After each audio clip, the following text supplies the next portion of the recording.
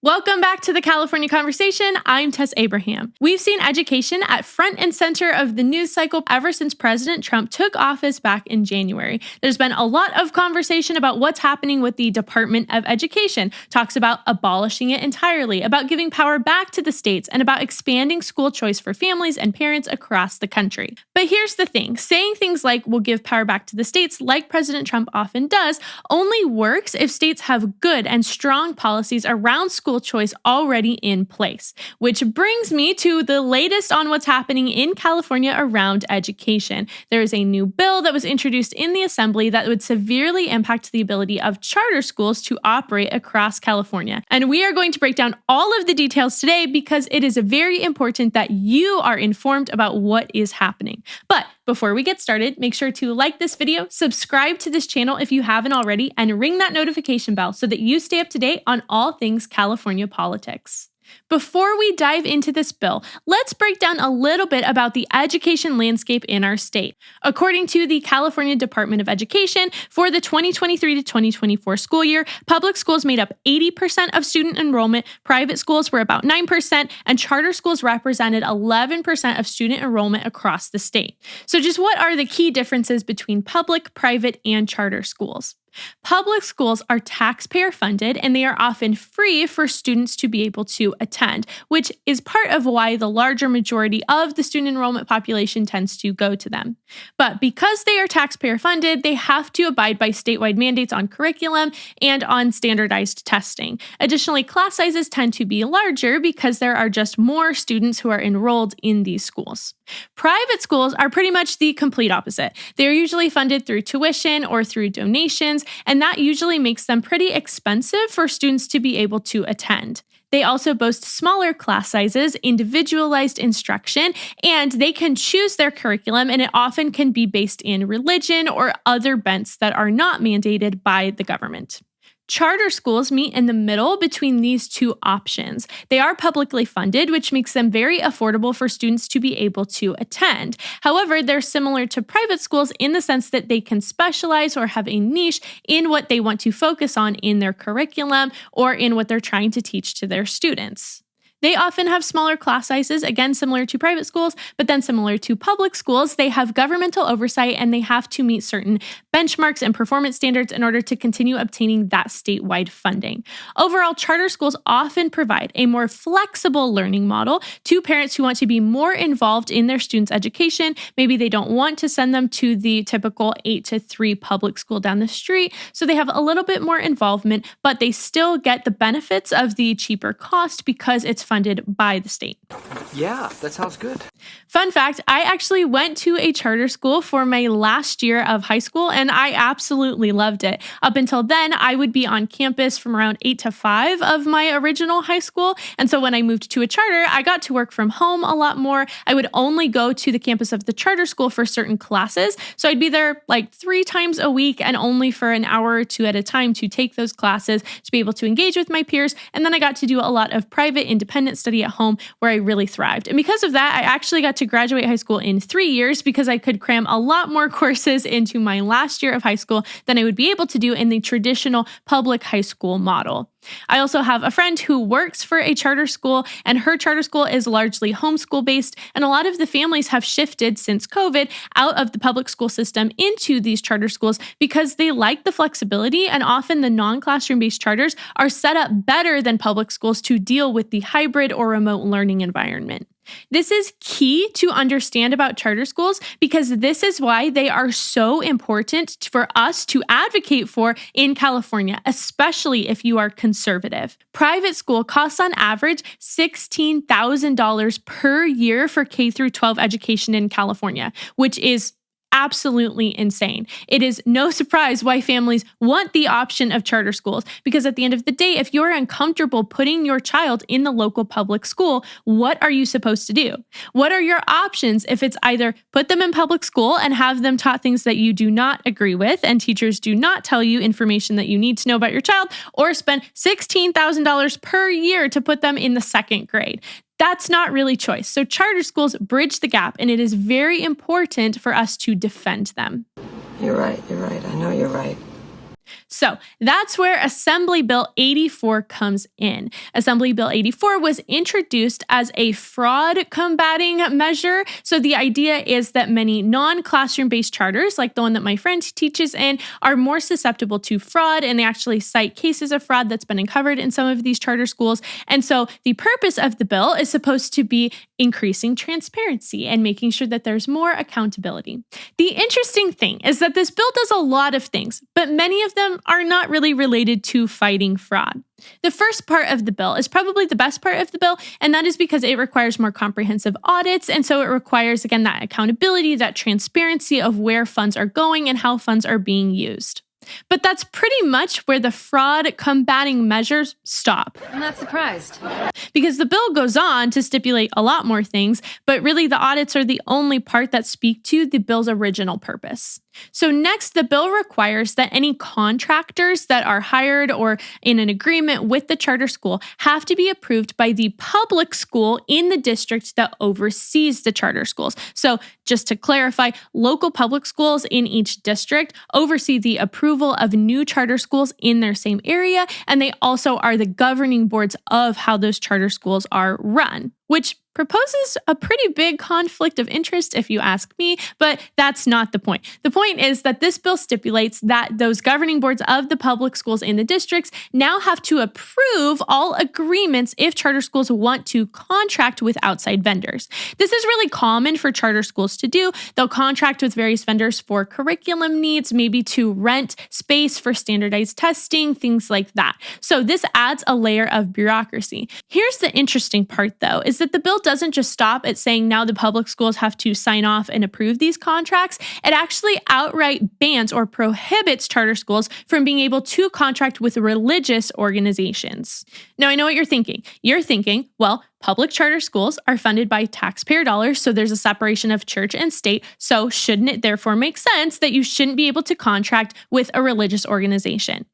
No, that's actually not true. So yes, there is separation of church and state, but religious organizations can still provide secular services. So let's revisit that example I just mentioned. Public charter schools often contract with certain areas for spaces when it comes to standardized testing. If your school is mostly done in a homeschool model, then what is the school supposed to do when all of the students need to come together in the spring to do the statewide mandated standardized test? A lot of charter schools rent churches because churches are a more affordable option. There's usually a lot of them in the community, and they have the space and capacity for large groups of people. This bill prohibits that. Even though the church is not providing any sort of religious services, the church isn't really even involved at all. It's just a space for them to gather. This bill says that you cannot contract with any vendor who is a religious organization. That's illegal. There are even other examples like partnering with faith-based organizations that provide certain classes, like maybe music classes, or who maybe teach Bible as a literature, other services that again are secular in nature, but they're provided by Christians. And so the government is outlawing that. What does this have to do with fraud prevention? This has nothing to do with fraud prevention. There's nothing more inherently fraudulent about contracting with a religious organization than a non-religious organization. So really, this is just religious discrimination that is being hidden under the guise of accountability and transparency. If you think that this bill is starting to sound a little bit overreaching, then buckle up because it gets a whole lot worse. Next, AB 84 bans the use of educational funds for enrichment activities chosen by families and taught by non-credentialed educators. So just to give a little bit of context for anyone who is not familiar with the charter school system, usually how it works is that a publicly funded charter school gives family a stipend every year, so maybe $2,000 to $4,000 per year per student, to be able to spend on things like curriculum and extracurricular activities on their students. The idea is that if you put your kids in public school, they get those services, they get those curriculum, they get access to the extracurriculars for free. And so these families who are operating either out of a charter or maybe a homeschool-based charter, they still need access to these same curriculum to be able to teach their children and the same activities to be a part of, but now they have to pay out of pocket. So the government gives them the stipend and it reimburses them for those expenses. These funds can be used to pay for things like art lessons, PE classes, music classes, dance, drama, robotics programs, field trips, and online learning tools. And oftentimes these vendors are private vendors. But now what AB 84 is saying is that you can only spend those funds on credentialed public school programs. The problem with this is that these enrichment funds really are the entire appeal of charter schools. It's parents being able to pour the money into the programs that they choose for their children, programs that, again, are not provided by the public schools, because if they liked the programs that were provided by the public schools, they would just put their kids in the public school system. But now, if this bill passes with this language intact, that means no more enrichment funds for families who want to spend their money on things that are not being provided by credentialed public school teachers. This effectively shuts down the parent-directed model of learning that is so appealing to so many families about charter schools across California. Okay, so we have covered a lot, but there is one more part of this bill that is really important for us to break down, and that comes down to funding. Assembly Bill 84 will essentially penalize non-classroom-based charter schools by pulling funding from them. Non-classroom-based charters could have their funding cut by a whopping 30%. Why is this cut in funding so important? Well, because this really disincentivizes these flexible learning models. Even non-classroom-based charters that don't have students coming into the classroom every day still have to pay teachers on staff because teachers meet with these families regularly. They still have to pay for all the materials and the curriculum, like I just mentioned, that parents need to buy for their students. They still have to rent space. They often even own space for students to be able to come into. And so they still have all of these costs that are associated with running a school, but usually their students just operate at home or they come in just a few times a week. So by cutting funding, it's really disincentivizing families from being able to go there. And that's because it creates funding inequality. Two students could actually be learning the same thing. The only difference is that one is more from home or maybe only goes into school a few times a week, and the other is in the local public school every single day for many hours a day. That's the only difference, but one is more funded by the government and one gets less funding. This likely will force these charters to change their learning models. It just might not be financially feasible for them to continue running in the same models that they are. But unfortunately, that is going to reduce the options that are offered to parents who want to put their students in these more flexible learning environments. Let's just call this what it is. It's a financial penalty on families who do not want their children undergoing full-time classroom instruction. It is pushing out families who do not feel comfortable putting their children full-time into public school, who usually are going to be more conservative families or just families who do not want the government so involved in their child's education.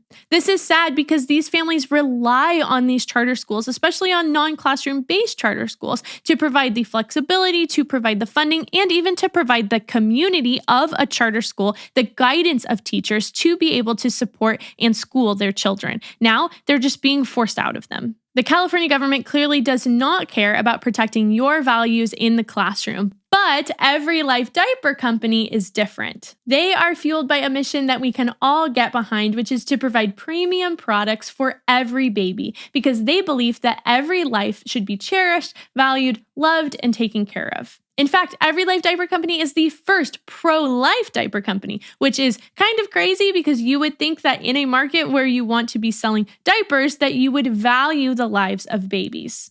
Plus, it isn't just their mission that's life-changing. They have created a high-quality product that really is supposed to serve you and your family. Listen to the things that it's free from. It's free from fragrances, dyes, lotions, latex, parabens, and phthalates. All of these products are made with premium ingredients so that they are safe for even the most sensitive skin. Now, if all of that sounds great, but you are not in the phase of life where you need to be buying diapers, that's okay because you can actually gift a subscription or a new baby bundle to a new mom who you know is in that phase of life. It's a thoughtful, practical, and beautiful way to celebrate a new baby and to support a company who champions your values. So check them out today and use my discount code TESSA to get 10% off your first order. That's discount code TESSA at checkout, or you can shop through my link below to get 10% off your first order and to support the show.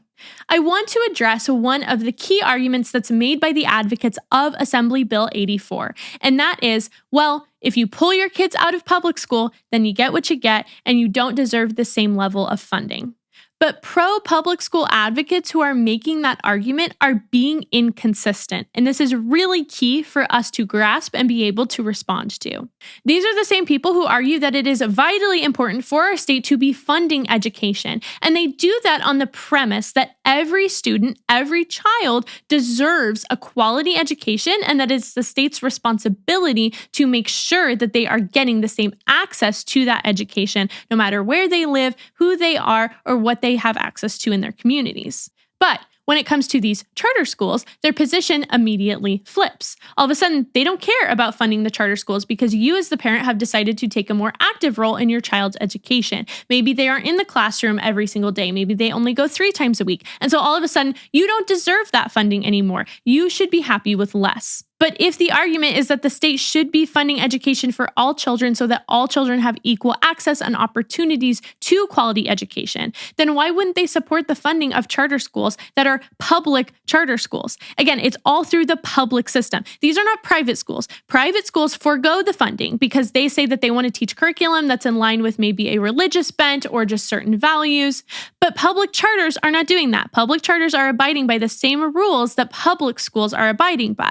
So why does it make sense to cut their funding just because students are learning in maybe a more flexible environment, or maybe some of their learning is at home? The only factor is that you as the parent have chosen to be more involved in your student's life and education, and the state, the public school system, and the teachers' unions do not like that. Assembly Bill 84 is not just a bureaucratic fraud prevention bill. It is a direct assault on parental rights, educational freedom, and the ability of families to choose a flexible learning model that best fits their students' needs. It is a reminder that California does not trust parents to make the best decisions for their children.